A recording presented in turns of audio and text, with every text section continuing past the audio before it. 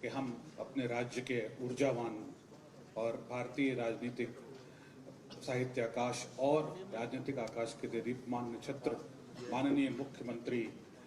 श्री पुष्कर सिंह धामी जी का उद्बोधन सुनेंगे। सर, हमारे लिए अत्यंत गर्व का विषय है कि आपने अपने महत्वपूर्ण समय में से हमारे लिए इस कार्यक्रम के लिए समय निकाला।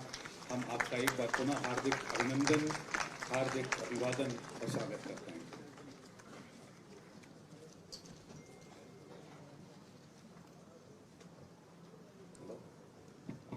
भारत माता की, भारत माता की। 6th world Congress on disaster management, विश्व आपदा प्रबंधन सम्मेलन के इस उद्घाटन सत्र में अभी हम सब लोग जिनको सुन रहे थे, हमारे अतिथि और जिन्होंने भारत की सेना में अनेकों पदों पर काम किया, जिनका अभी जब यहाँ से उद्घोषक जी कह रहे थे PBSM, ABSM और लगभग 40 साल से भी ज़्यादा की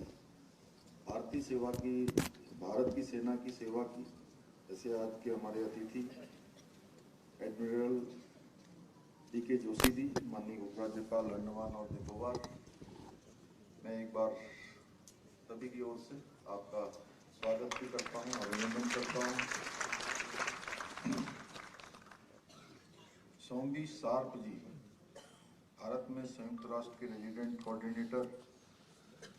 जिन्होंने कहा कि पहली बार देहरादून आकर मुझे अच्छा लग रहा है। आप सब लोगों को भी अच्छा लगा होगा आपको देखकर। सोमवी शार्प जी, हमारे मुख्य सचिव डॉक्टर SS संधू जी,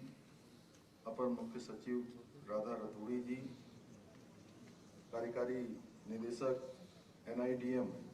श्री राजेंद्र रत्नू जी, डॉक्टर G महंतेश, संस्थापक समर्थनम इंटरनेशनल बेंगलुरु, और हम सबके बीच में लगातार अनेकों क्षेत्रों में जिनका काम पर्यावरण के क्षेत्र में, समाज के क्षेत्रों में लगातार जिन्होंने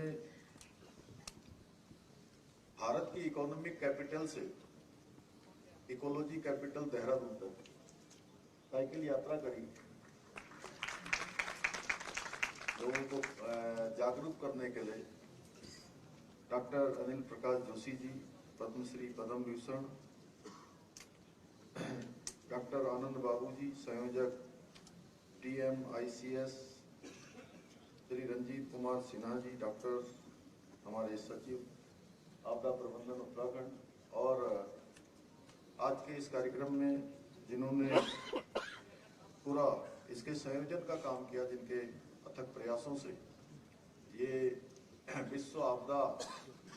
का सम्मेलन देहरादून में आयोजित हो रहा है, जैसे प्रोफेसर दुर्गेश पंत जी, और जिनके इस संस्थान में जिन्होंने उनके साथ लगातार अपना सहयोग प्रदान किया, और ये सम्मेलन बहुत शानदार तरीके से आयोजन की ओर बढ़ा। ऐसे हमारे अध्यक्ष ग्राफिक एरा संस्थान प्रोफेसर कमल घनसाला जी, एवं इस आपदा सम्मेलन में पधारे विश्व के अनेक देशों से, जैसा अभी बताया गया कि 50 से भी अधिक देशों से हमारे जो डेलीगेट्स आए हुए, हमारे प्रतिनिधि आए हैं, साथ में राज्य के भी और देश के भी अनेक संस्थानों से, जो हमारे वाइस चांसलर हैं, अनेक संस्थानों के हेड हैं और प्रतिनिधि आए हैं। साथ में हमारे नवोदित जो वैज्ञानिक हैं, हमारे छात्र एवं छात्राएं, सभी हमारे उत्तराखंड सरकार के, भारत सरकार के सभी अधिकारीगण, आए हुए सभी अतिथिगण, उपस्थित हमारे पत्रकार मित्रों एवं छायाकार बंधुओं, मैं सबसे पहले तो द्रोण नगरी देहरादून में आयोजित होने वाले इस छठे विश्व आपदा प्रबंधन सम्मेलन में आप सभी का, उत्तराखंड की समस्त देवतुल्य जनता की ओर से आप सबका यहाँ पधारने पर मैं आपका स्वागत करता हूँ, आप सबका अभिनंदन करता हूँ। इस सम्मेलन में सबसे पहले तो क्योंकि ये उद्घाटन सत्र है और अनेक जो हमारे विशेषज्ञ हैं उन सबके विचार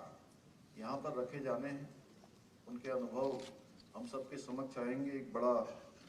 चिंतन उनका चलेगा। लेकिन इस अवसर पर मैं विश्व में समय समय पर जो अनेकों प्रकार की आपदाएं और उन आपदाओं के कारण से असमय काल के गाल में समाने वाले सभी दिवंगत आत्माओं को उनकी शांति के लिए भगवान बद्री विशाल से, बाबा केदार से प्रार्थना करता हूं और उन सभी को अपनी श्रद्धांजलि अर्पित करता हूं। इसके साथ ही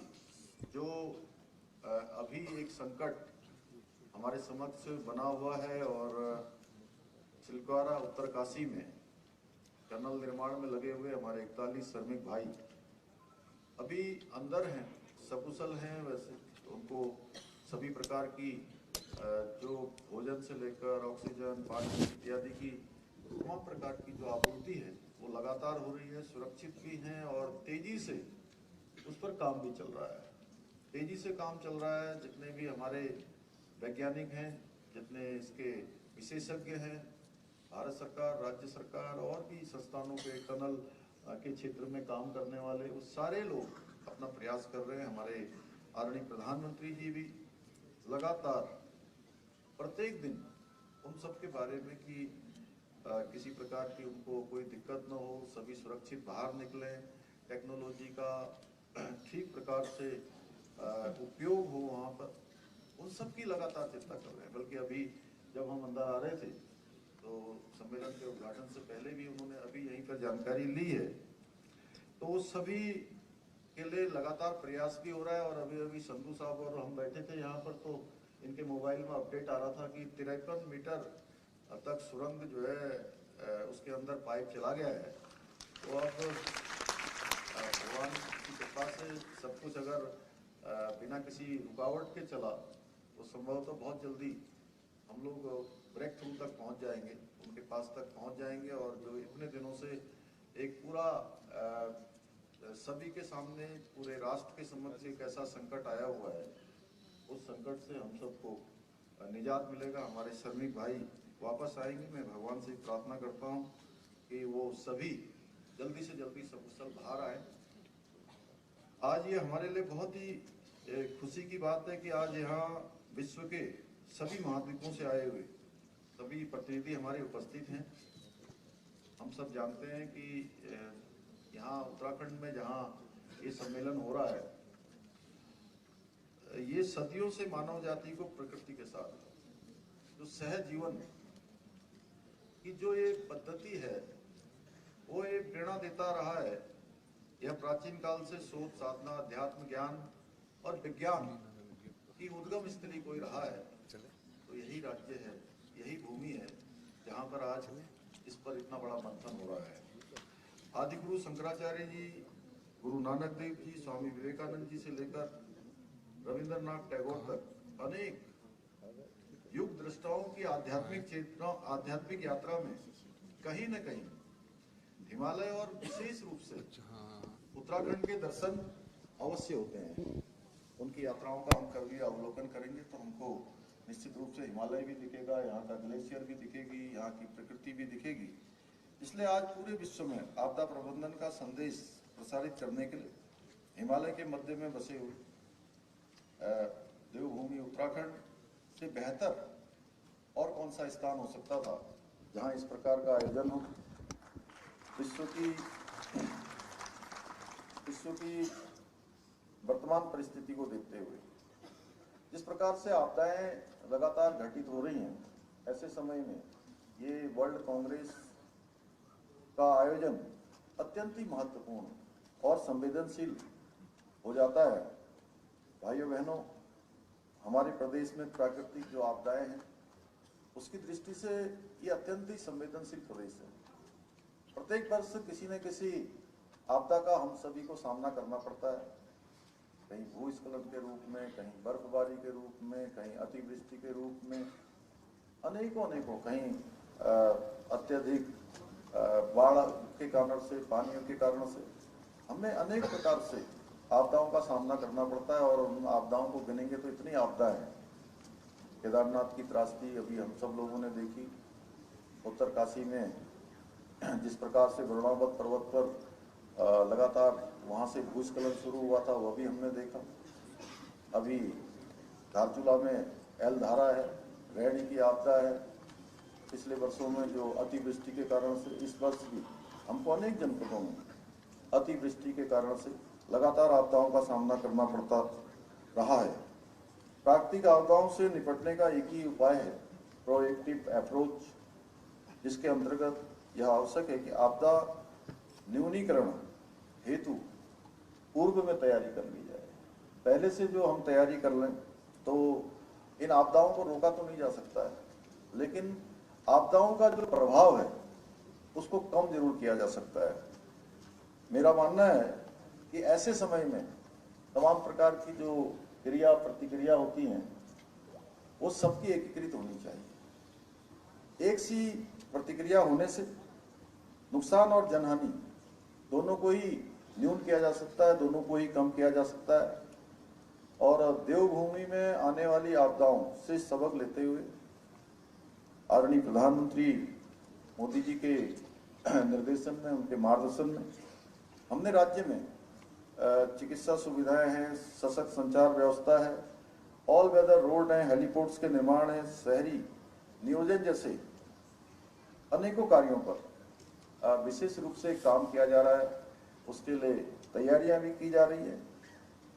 और हम आपदाओं का सामना करने के लिए कहीं न कहीं बेहतर रूप से तैयार हो रहे हैं। भाइयों बहनों, प्राकृतिक आपदाओं को रोक नहीं सकते, लेकिन हम बेहतर जो रणनीतियां बनाकर और ये रणनीतियों को लागू करके निश्चित रूप से इनको न्यून कर सकते हैं। और जैसा अभी मेरे से बोलने वाले बहुत सारे वक्ताओं ने बोला, जोशी जी ने बोला, हमारे संधू साहब ने भी बोला, इकोलॉजी और इकोनॉमी और टेक्नोलॉजी के बेहतर कोऑर्डिनेशन से प्राकृतिक आपदाओं से लड़ने के लिए एक बेहतर प्रबंध तंत्र हम विकसित कर सकते हैं। एक ऐसा तंत्र बना सकते हैं जो इन सबको समन्वय करे। और हम सभी जानते हैं कि जो हमारी संस्कृति है, सनातन संस्कृति, उसमें पृथ्वी को माता के समान पूजा गया है। और मैं समझता हूँ कि सही मायनों में इसी में आपदा प्रबंधन की मूल धारणा निहित है, अगर हम ठीक से करेंगे तो। क्योंकि मेरा मानना है यदि हम पृथ्वी समेत सभी जितने भी हमारे प्राकृतिक संसाधन हैं उनका उपभोग न करके उनका अगर उपयोग करेंगे तो सही अर्थों में प्राकृतिक संरक्षण में हम इसके संवर्धन में, इसके संरक्षण में, आपदा के न्यूनीकरण में हम सफलता की ओर आगे बढ़ेंगे। इस सम्मेलन का जो प्राथमिक उद्देश्य है वह हिमालयी पारिस्थितिक तंत्र और समुदायों पर ध्यान केंद्रित करते हुए जलवायु परिवर्तन, आपदा प्रतिरोध की चुनौतियों पर चर्चा करना एवं उनका समाधान निकालना। और निश्चित रूप से इतने सारे जब विशेषज्ञ आए हैं, इतने सारे लोगों को यहाँ पर आमंत्रित किया गया है, तो हम उस दिशा में अवश्य सफल होंगे। इसके अतिरिक्त सम्मेलन का जो उद्देश्य है, राज्य के अंदर प्रत्येक वर्ष, जो मैंने पहले कहा कि आपदाओं का सामना करना पड़ता है, तो आपदा प्रतिरोधन समाधानों के रूप में, केंद्र के रूप में ही विकसित करना। जैसा कि हमारे राजेंद्र रत्न जी ने कहा कि केंद्र की तरफ से हमारे यहाँ इस प्रकार का संस्थान खोले जाने के लिए वहाँ से प्रस्ताव है। हम भी लगातार प्रयास कर रहे हैं, लेकिन कहीं बीच में कुछ आदान प्रदान ठीक प्रकार से नहीं हो पाया। लेकिन हम प्रयास करेंगे कि उसको तत्काल आगे बढ़ाएं, जिससे कि जहाँ सबसे ज़्यादा आपदा आती है, हर वर्ष जहाँ आपदाओं का सामना करना पड़ता है, वहाँ पर बड़ा संस्थान आपदा प्रबंधन का होना चाहिए। और मुझे बताया गया कि इस आयोजन के माध्यम से विश्व में प्रकृति के प्रति मानव समाज के सामूहिक दायित्वों और आपदा प्रबंधन में उसके महत्व को उजागर करते हुए देहरादून डिक्लेरेशन के रूप में भी एक विशेष संदेश देने का काम ये सम्मेलन करेगा। तो निश्चित रूप से यह डिक्लेरेशन एक महत्वपूर्ण दस्तावेज होगा और मेरा ऐसा मानना है और मुझे विश्वास भी है कि इससे पूरे पर्वतीय क्षेत्र सहित सारे विश्व के लिए, ये आगे आने वाले समय के लिए कहीं न कहीं आपदा न्यूनीकरण और आपदा के क्षेत्र में बेहतर समन्वय और बेहतर काम करने के लिए कारगर होगा। इसमें मुझे बताया है कि 4 दिवसीय सम्मेलन में 60 से भी अधिक जो विशेष टेक्निकल सत्रों का आयोजन किया जा रहा है, जिसके माध्यम से विश्व भर के प्रतिष्ठित संस्थानों में विषय विशेषज्ञ जलवायु परिवर्तन, आपदा से संबंधित ज्वलंत चुनौतियों, उनके समाधानों पर विचार मंथन करेंगे। मैं उन सबको भी बहुत बधाई देना चाहता हूं जिन लोगों ने इस आयोजन में हमारे इस आयोजन को और प्रभावी बनाने के लिए राज्य के साथ साथ देश भर के भी अनेक संस्थानों ने इसमें अपना योगदान दिया। इसमें IIT Roorkee, IIT Bombay, Wadia institute, Assam university, Lucknow university, ISRO, IIP आदि प्रतिष्ठित संस्थानों के समन्वय से आपदा प्रबंधन पर विभिन्न प्री इवेंटों का भी,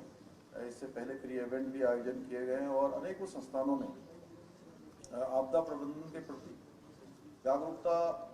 छात्रों तक और नवोदय और नवोदित लोगों तक पहुंचाने के लिए विभिन्न कार्यशालाओं का भी आयोजन किया है। यह अभूतपूर्व है कि पूरे राज्य और देश भर में इतने बड़े स्तर पर विस्तृत कार्यक्रम किए गए। इसके लिए मैं पूरी जो टीम है, इसकी organising committee, WCDM world congress of disaster management और विशेष रूप से हमारे प्रोफेसर दुर्गेश पंत जी को और उनकी टीम को बहुत बधाई देना चाहता हूँ। भाइयों बहनों, आप सभी जानते हैं कि पिछले दिनों हमारे देश के अंदर G20 का आयोजन हुआ हमारे प्रधानमंत्री आदरणीय मोदी जी की अध्यक्षता में। ये पूरा बहुत ही सफल कार्यक्रम हुआ जिसमें पूरी दुनिया ने भारत की संस्कृति और भारत का सामर्थ्य देश के कोने कोने में जाकर देखा। पहले भी ऐसे आयोजन होते थे, लेकिन ये आयोजन इतने बृहद स्तर पर नहीं होते थे। लेकिन अगर अंतर्राष्ट्रीय स्तर का कोई आयोजन होता था तो वो कुछ ही शहरों में सिमट कर रह जाया करता था। हमारे प्रधानमंत्री जी की दूरदर्शी सोच और उनके विजन के कारण से दुनिया के लोगों ने भारत के 200 से भी अधिक स्थानों को देखा और भारत की शक्ति सामर्थ्य के ब्रांड एम्बेसडर बनकर वो अपने अपने देशों को गए, दुनिया के अंदर गए। वहीं उत्तराखंड के अंदर भी 3 G20 की समिट आयोजित की गई और तीनों ही बहुत सफलता से संपन्न हुई। हमने अन्य उपलब्धियों के साथ डिजास्टर रिस्क रिडक्शन को जो कि G20 के विवर्ष में सम्मिलित किया गया था, G20 की अध्यक्षता की विशेष उपलब्धि रही। हम आदरणीय प्रधानमंत्री जी का इसके लिए विशेष रूप से उनका धन्यवाद भी ज्ञापित करते हैं। मैं आप सबको यह भी बताना चाहता हूं कि आपदा प्रबंधन पर एक विशेष सम्मेलन का विचार जो शुरुआत में यहाँ पर डॉक्यूमेंट्री दिखाई गई थी छोटी सी, उसमें 2 वर्ष पूर्व जब हम बोधिसत्व विचारों की श्रृंखला ऐसे कार्यक्रम आयोजित करते रहे हैं, हमने इसकी शुरुआत की है और अनेक ऐसी हमने बोधिसत्व श्रृंखलाएं चलाई हैं जिसमें 2 दर्जन से भी ज़्यादा श्रृंखला हमारी आयोजित की जा चुकी है। उसी में इसका विचार आया था कि आपदा प्रबंधन पर, और मुझे आज बेहद प्रसन्नता है कि उस विचार का प्रस्फुटन जो आज यहाँ इस विराट विश्व सम्मेलन के रूप में दिखाई दे रहा है, इसमें आप सब लोग, पूरी दुनिया के लोग आज यहाँ पर एकत्र हुए हैं। 8 और 9 दिसंबर को हम ग्लोबल इन्वेस्टर समिट 2023 का भी आयोजन कर रहे हैं, जिसमें देश विदेश के औद्योगिक समूह निवेशकों द्वारा उत्तराखंड में निवेश को गति देने के लिए प्रतिभाग किया जाएगा और जिसमें अभी तक राज्य के लिहाज से एक मैं कहूँगा कि सम्मानजनक और कहीं न कहीं हमको प्रोत्साहित करने वाली जो निवेशकों के साथ हमारा करार हुआ है, अभी सम्मेलन से पहले ही 2 लाख करोड़ का हमारा करार हो चुका है और निश्चित रूप से इस सम्मेलन से ठीक पहले आपदा प्रबंधन का एक वैश्विक सम्मेलन सुरक्षित निवेश दृढ़ उत्तराखंड का संदेश देश विदेश में प्रसारित होगा। इस सम्मेलन के माध्यम से हमारे आदरणीय प्रधानमंत्री नरेंद्र मोदी जी और हमारे गृह मंत्री जी, जो कि आपदा प्रबंधन का काम भी पूरे देश का देखते हैं, मैं उनका भी विशेष रूप से आभार व्यक्त करना चाहता हूं कि आपदा प्रबंधन के प्रति उनके संकल्प ने हमारा भी उत्साहवर्धन किया, अपना संदेश भी दिया और उनकी पुस्तक जो लिखी गई है वह भी हम सबके समक्ष आई है, रेजिलेंट इंडिया, जिसमें विस्तार से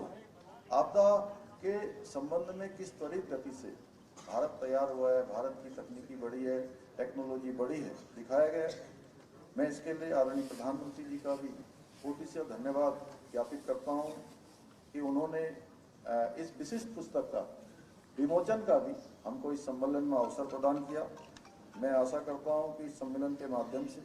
जो हमारे समेकित विकास लक्ष्यों के साथ साथ आपदा प्रबंधन और जलवायु परिवर्तन जनित जो चुनौतियां हैं उसमें हम बेहतर तरीके से काम कर पाएंगे। भाइयों बहनों, उत्तराखंड को श्रेष्ठ राज्य बनाने के लिए हम अपने विकल्प रहित संकल्प के साथ निरंतरता से कार्य कर रहे हैं। मुझे पूरा विश्वास है कि यह सम्मेलन हमारे उन लक्ष्यों को जो हमने निर्धारित किए हैं उनको प्राप्त करने में सहायक सिद्ध होगा। मुझे यह भी विश्वास है कि इस सम्मेलन में जो चिंतन और मंथन होगा, इससे जो अमृत निकलेगा वो उत्तराखंड ही नहीं बल्कि हिमालय राज्यों के लिए और पूरे विश्व में जहाँ जहाँ भी इस प्रकार की चुनौतियों का सामना करना पड़ता है उन सभी के लिए लाभदायक होगा, आने वाले समय में सहायक सिद्ध होगा। मैं इस अवसर पर यह भी कहना चाहता हूँ कि उत्तराखंड में राष्ट्रीय आपदा प्रबंधन संस्थान के लिए भूमि उपलब्ध होगी और केंद्र से इस संस्थान को खोलने के लिए जो भी अपेक्षा केंद्र की होगी उसमें हमारा राज्य काम करेगा। साथ ही दिव्यांग और महिलाओं के लिए आपदा प्रबंधन के लिए हम विशेष रूप से प्रावधान करेंगे। राज्य के विश्वविद्यालयों, शिक्षा संस्थानों में आपदा प्रबंधन को पाठ्यक्रम और जहाँ पाठ्यक्रम में भी शामिल किया जाएगा और साथ ही कार्यशालाओं का भी आयोजन करके निश्चित रूप से इस प्रकार की चुनौतियों को सामना करने के लिए हम अपने नवोदित और उदयमान आने वाली भविष्य की पीढ़ियों को भी तैयार करेंगे। मैं पुनः इस सम्मेलन में सहयोग कर रहे समस्त प्रतिभागियों का, विशेषज्ञों का, वैज्ञानिकों का, शोधकर्ताओं का, सामाजिक कार्यकर्ताओं का, मीडिया बंधुओं का, छात्र छात्राओं का, सभी का मैं धन्यवाद करता हूं तथा इस सफल आयोजन के लिए सभी आयोजकों और सहयोगी संस्थानों को भी शुभकामनाएं देता हूं और आए हुए हमारे सभी डेलीगेट्स का एक बार मैं अपनी बात को समाप्त करता हूं। जय हिंद। धन्यवाद सर।